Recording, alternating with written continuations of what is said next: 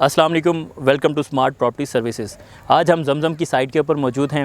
आज जो ये वीडियो बनाने का मकसद है हमारा, वो आपको बताना चाहते हैं कि दिसंबर के अंदर बैलेटिंग जो है वो इसकी एक्सपेक्टेड है। और जिन लोगों ने इसमें प्लॉट बाय किए हैं अली ब्लॉक के अंदर, और वो लोग जो है इंस्टॉलमेंट्स अपनी टाइम पर अदा नहीं कर रहे, उन्हें चाहिए कि अपनी इंस्टॉलमेंट्स टाइम पर अदा करें। और जिन लोगों ने प्लॉट्स ओपन रखे हुए हैं और अपने नाम पर अभी तक जो है वो कंपनी में रजिस्टर्ड नहीं करवाए, तो वो अपने नाम पर वो फाइल्स जो है वो जमा करवा दें, ताकि आने वाली बैलेटिंग में उनका नाम आ सके।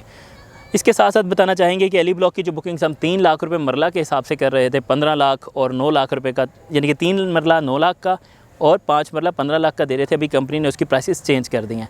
अभी जो प्राइसेस हैं वो 3 से बढ़कर 3.5 लाख रुपए मरला कर दी गई है।